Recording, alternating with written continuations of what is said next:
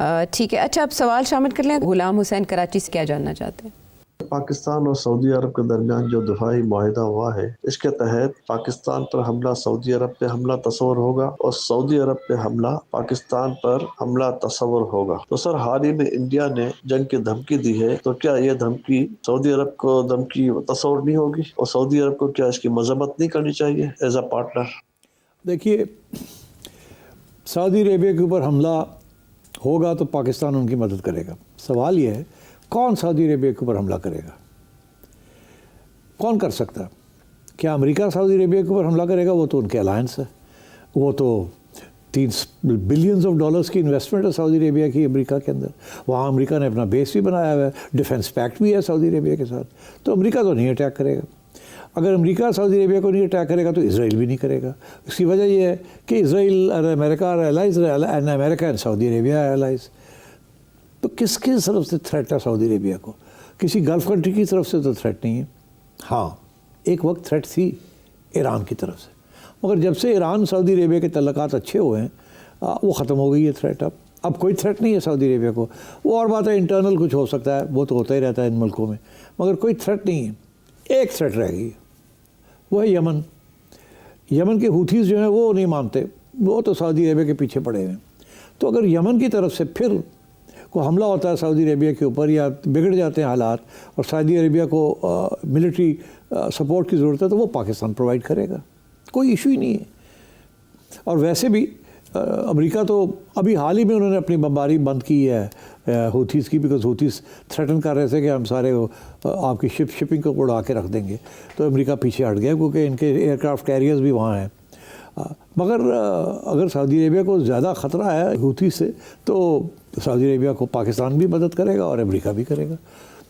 आइए अब पाकिस्तान को कोई ख़तरा नहीं है अमेरिका से या किसी और से।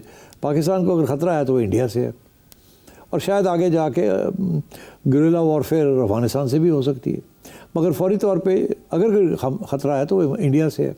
तो सवाल आपका ये बना, पाकिस्तान की मदद कैसे करेगा सऊदी अरेबिया अगर इंडिया पाकिस्तान को फिर से अटैक करता है? तो मेरा ये मौक़िफ़ है कि किसी सऊदी अरेबिया आपको मिलिट्री सप्लाईज़ नहीं दे सकता, आपको फ़ौज अपनी नहीं दे सकता। सऊदी अरेबिया आपको पैसे दे सकता है, आपको तेल दे सकता है, आपकी हमायत में के इंटरवीन करके रोकने की कोशिश कर सकता है, इंडिया को समझाने की कोशिश कर सकता है, इंडिया को कंडेम भी कर सकता है। मगर वो सऊदी अरेबिया के बहुत सी इन्वेस्टमेंट्स हैं इंडिया के अंदर भाई साहब। पाकिस्तान में तो कोई इन्वेस्टमेंट नहीं है उस किस्म की, छोटी मोटी हैं। इंडिया के अंदर तो उन्होंने लंबी चौड़ी इन्वेस्टमेंट्स की हुई हैं और भी प्लान है वहाँ करने का। तो इसलिए मेरा नहीं ख्याल सऊदी अरेबिया को ज़्यादा मेजर रोल प्ले कर सकता है, जैसे से फॉर एग्ज़ाम्पल चाइना ने जैसे रोल प्ले किया है पाकिस्तान के साथ। मगर ये जो सारा पैक्ट है ना, मेरा ये मौक़िफ़ है, ये सिग्नल है, और फ्रैंकली सऊदी अरेबिया को कोई रियल थ्रेट नहीं है कहीं से भी। सो पाकिस्तान भी ख़ास उधर इशू नहीं है कि उनकी हेल्प करने का। ये एक साइकोलॉजिकल सिग्नल है कि इसराइल को कि जी आप मेहरबानी करें, और जिस तरीके से आपने कदर की बेइज्जती की है कि वहाँ जाके बम्बार्डमेंट कर दिए, तो आप ये भी हमारे साथ मत करें, बिकॉज हमारी आवाम भी इसको नहीं मानेगी और वो कहेंगी कि आप एक्ट करें अगेंस्ट इसराइल। तो आई थिंक इस किस्म की चीज़ें चल रही हैं। एंड और ये जो पैक्ट है, लोगों ने इसके ऊपर बहुत कुछ लिखा है, बट मेरे हिसाब से मैसेज है to India from the Saudis कि अगर आपने पाकिस्तान पे अटैक किया तो हमारी मजबूरी होगी कि हम कंडेम करेंगे उसको, और हो सकता है हमारी इन्वेस्टमेंट्स भी रुक जाएं कुछ अरसे के लिए। But the Saudis can't help us militarily, that only China can do. We can help the Saudis militarily if they are attacked by the Houthis in from Yemen, definitely. But I think वहाँ भी उसकी भी chances अब बहुत कम है, because अगर ऐसी होती भी है तो वो अमेरिका जो बैठा हुआ है यमन को अटैक करने के लिए। तो पाक सऊदी मुआहिदा किसके लिए कितना सूदमंद हो सकता है, ये आपने का जवाब में मिल गया। Come back to the show. Nobel इनाम के ऐलान का इंतज़ार तो हुआ ख़त्म, लेकिन प्रेसिडेंट ट्रंप के लिए बड़ी मायूसी की खबर थी कि उनके बजाय एक वेनेज़ुएला की अपोजिशन लीडर हैं मारिया कोरिना, उनको ये अवार्ड दे दिया गया है। और इस पर वाइट हाउस ने कहा है कि सियासत को अमन पे तरजीह दी गई है। अब इंतज़ार किया जा रहा है कि प्रेसिडेंट ट्रंप अपनी किसी प्रेस कॉन्फ्रेंस में गुस्से का इजहार करेंगे, बट कैसे देखते हैं आप इस अनाउंसमेंट को? और इस देखिए 3 पॉइंट्स हैं जो मुझे याद आ रहे हैं। पहली बात तो यह है कि नॉमिनेशंस की कट ऑफ डेट है 31 जनवरी। उसके बाद फिर लिस्टें आती हैं and so on and so fourth. हाँ, तो वक्त लगता है इसको फाइनल करने में, बट कट ऑफ डेट 31 जनवरी है। और पाकिस्तान की नॉमिनेशन फॉर ट्रंप वो 31 जनवरी के बहुत बाद में हुई है। हाँ, जंग के बाद वो तो 4 रोज़ा जंग, इसलिए उसको तो कंसिडर भी नहीं किया होगा जी। तो पहली बात। दूसरी बात ये है कि डोनाल्ड ट्रंप ने अभी तक तो कोई अचीवमेंट तो नहीं हुई ना, अभी कहीं पीस तो नहीं हो गई। एक तो सिर्फ ये जो है क्लेम करना कि जी हमने पाकिस्तान इंडिया की जंग रोक दी है, दैट्स नॉट गुड इनफ, तो फिर होने जा रही है। 8 जंगें उनके बकौल उन्होंने ख़त्म करवाई। अच्छा, नहीं वो कोई नहीं, क्योंकि यकीन नहीं करता ना कोई भी, कोई जगह बंद हुई हैं कोई, वो सारा जो है ना, जैसे कहते हैं ना ऊपर से पेपर क्रैक्स जो है उसको किया है, कोई नो रियल डिप्लोमेसी। मगर तीसरी बात बहुत इंपॉर्टेंट है, क्या? डोनाल्ड ट्रंप को कभी भी नोबेल प्राइज़ नहीं मिलेगा। लिख लें मेरे से। बराक ओबामा को मिल सकता है, इनको नहीं मिल सकता। एग्जैक्टली। क्यों? नोबेल पीस प्राइज़ की कमेटी जो है, जी, it believes in the international global world order, rules based world order. Donald Trump उस वर्ल्ड ऑर्डर को डिसमेंटल करने जा रहा है, बेसलाइन। इसलिए वो कभी भी नहीं करेंगे। और ये जो उन्होंने सेलेक्ट किया और बहुत ही डोनाल्ड ट्रंप को स्नब किया है। अच्छा। और ये खातून तो इस वक्त I think she is in hiding, किसी को नहीं पता कहाँ हैं, मगर उनको ब्लॉक कर दिया गया from contesting for the presidency. She is a great defender of civil rights and democracy. Donald Trump तो बड़ा अथॉरिटेरियन फिगर है जी। और डोनाल्ड ट्रंप जो है, जिस ग्लोबल वर्ल्ड ऑर्डर में डेमोक्रेसी की बातें होती है, डजंट बिलीव इन इट। सो इसलिए माई सेंस इज के नोबेल पीस प्राइज़ उन्होंने डिलिबरेटली इस खातून को दिया है, डिलिबरेटली एज अ पॉइंट कि डोनाल्ड ट्रंप तुझे नहीं हम दे सकते, तुम तो हमें फारग करने जा रहे हो जिस ग्लोबल वर्ल्ड ऑर्डर का वो हिस्सा है। कमेटी को ही फारिग कर दें अगले साल। तो इसलिए Donald Trump will not be eligible for, as long as the Norwegians are there, they will not do it.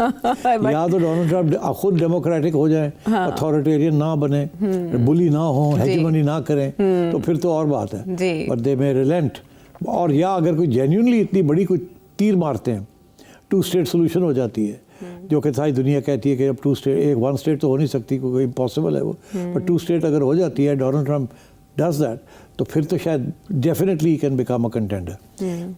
Barack Obama को इसलिए because वो आते सार उसने ये बातें कही थी कि मैं अब ये करूँगा 2 स्टेट। डोनाल्ड ट्रंप ने तो कभी माना ही नहीं ना इस बात को, वो तो हर बात से इसराइल की मानता है। तो आई थिंक मेरा ख्याल है लोगों ने बाद में ये भी सोचा कि बैरक ओबामा को भी गलत मिल गया। जी, वो प्रेसिडेंट ट्रंप इस पे कितनी बार एतराज करते रहे कि वो तो जंगों में शरीक हैं। Obama didn't deserve it, he was a big disappointment. उसने जो वादे किए वो निभाए नहीं बिल्कुल। इसी रिकॉर्ड को देखते हुए तो लग रहा था कि प्रेसिडेंट ट्रंप को भी मिल जाएगा शायद, जितना ज़्यादा वो इसरार कर चुके हैं। वो कह रहे थे अगर नहीं मिलेगा तो ये अमेरिका की तौहीन होगी। तो अपनी अमेरिका की तौहीन नहीं, इन्हीं की तौहीन है, और जो अमेरिकन जो पॉलिटिकल सिस्टम है जिस किस्म के वो गिर रहा है और अकाउंटेबिलिटी नहीं हो रही और डेमोक्रेसी वहाँ is under threat with Donald Trump. और इसमें पाकिस्तान तहरीक इंसाफ के लिए यूँ उम्मीद पैदा हुई है, आपको पता है इमरान खान साहब को भी नोबेल प्राइज़ के लिए नॉमिनेट करने की बातें चली थी। तो जिस नौयत की रहनुमा ये हैं अपोजिशन लीडर वेनेजुएलन, इनकी जो स्ट्रगल है या जो इनके साथ हुआ, जिस तरह से इन्हें पार्टिसिपेट इलेक्शंस में करने से रोका गया, वहाँ की कोर्ट्स की जानिब से फैसला किया गया, ब्लॉक किया गया इनको 2024 में, तो पाकिस्तान तहरीक इंसाफ के जितने भी सपोर्टर्स हैं वो पूरी उम्मीद हैं कि इमरान खान साहब को भी नॉमिनेट किया जा सकता है और वो भी ये नाम जीत सकते हैं आने वाले सालों में। बिल्कुल, आई डोंट डिनाई दैट, कर सकते हैं नॉमिनेट इनको, और अगर इस खातून को मिल सकता है तो फिर why not Imran Khan. But मेरा ख्याल है कि इमरान खान के बारे में कुछ और भी इश्यूज़ हैं जो कि शायद इस खातून का नहीं है। अब बेहतर है कि उधर मैं ना ही जाऊँ, लोग कहेंगे लो जी तुसी तो पहले ही डाउन कर दे पे हो। मगर बात यह है कि yes, I think PTI should nominate Imran Khan.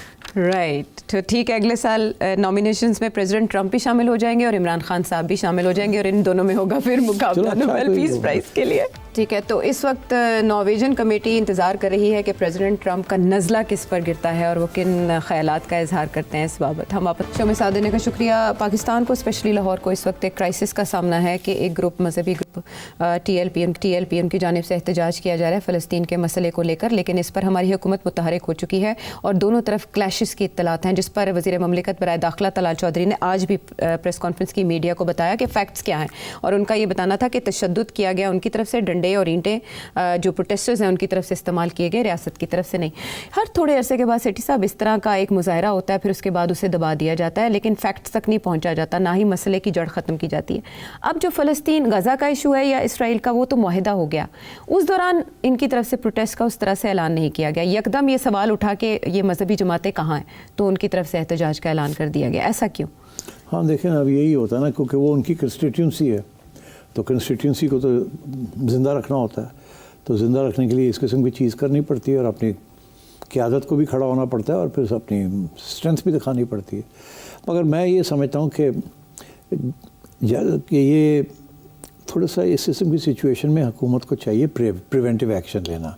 अब इनके पास सारी एजेंसियां भी हैं, सब कुछ है, इनको पता है कि ये लोग क्या करने जा रहे हैं या क्या अंदर डिबेट हो रही है, क्योंकि इनके जो कमिटीज़ हैं उनके अंदर भी लोग गवर्नमेंट के लोग बैठे होंगे जो उनको बता रहे होंगे, तो इनको पता तो होना चाहिए ना कि वहाँ ये डिबेट हो रही है, ये करेंगे ये नहीं करेंगे। और उसी स्टेज पे गवर्नमेंट को चाहिए कि इनके साथ नेगोशिएशन करें, इनके लीडर्स के साथ उनके साथ रब्ता करें, उनके साथ नेगोशिएशन करें और कोई रास्ता निकालें ताकि यहाँ तक हम ना पहुँचें। तो ये मैं हमेशा कहता हूँ, इस किस्म की सिचुएशन में प्रिवेंटिव डिप्लोमेसी और एक्शन इज़ वेरी इंपॉर्टेंट। ये नहीं कि उन्होंने आपको कहा कि जी हम पीसफुल रहेंगे, आपने कहा अच्छा ठीक है जी आपको इजाज़त दे देते हैं, आप निकलें, और जब आप निकलते हैं तो वो आप पीसफुल नहीं होते, तो फिर लड़ाई झगड़े शुरू हो जाते हैं। वो कहता है आपने शुरू किया, वो कहता है आपने शुरू किया। तो मेरा ख्याल है ये दिस इज़ फ्रैंकली ये गवर्नमेंट की कोताही लगती है मुझे। इनको चाहिए था उनके साथ रब्ता करते, उनके लीडर के साथ शुरू में ही उनसे पूरे बात करते और तरीके के साथ इसको होने देते और कोई कॉम्प्रोमाइज़ कर लेते कि यहाँ तक जाएंगे, यहाँ तक नहीं जाएंगे, ये होगा वो होगा। मगर इन्होंने नहीं किया। माजी में भी इस जमात की जानिब से प्रोटेस्ट किया गया है, वो पुरतशद्दुद रहा है। फैज़ाबाद धरना आपको अच्छी तरह याद होगा। तो फिर देखिए ना, फिर ये किसकी बात सुनते हैं? मरीम नवाज़ की बात सुनेंगे, IG की बात सुनेंगे, चीफ सेक्रेटरी की बात सुनेंगे, किसकी बात सुनेंगे? इनकी बात तो नहीं वो सुनेंगे। तो वो चाहिए था ना जाके इनसे बात करते। वो तो पहले भी एक बार बात की थी, तो आपको पता है वो फुटेज आज तक है कि उन्होंने पैसे बांटे थे। हाँ, तो इसलिए वो गलत था ना, जिस तरीके से आपने बात की थी और पैसे वैसे दे के मसला हल किया था, वो गलत था ना। तो ये इस किस्म की जो तंजीमें हैं, रियासत को चाहिए सही तरीके के साथ इनको इनमें इन्फिल्ट्रेशन होनी चाहिए और सही तरीके के साथ इनको मैनेज करना चाहिए, क्योंकि इनको आप ख़त्म नहीं कर सकते। अब तो वो इलेक्ट्रल पॉलिटिक्स में भी आना चाह रहे हैं और आ चुके हैं और 7-8% वोट भी ले जाते हैं। और अगर ये मामला जो है जो डिस्क्रेडिट हुई जा रही है मेन स्ट्रीम पार्टीज़, तो लोग तो फिर इन्हीं की तरफ जाएंगे, ये तो और मजबूत होंगे। तो क्या आपके पास कोई पॉलिसी है कि ये ना हो ऐसे? तो ये सारी चीज़ें सोचनी चाहिए ना रियासत के इदारों को। आपकी माजी की पॉलिसीज़ आपको हॉन्ट करती हैं।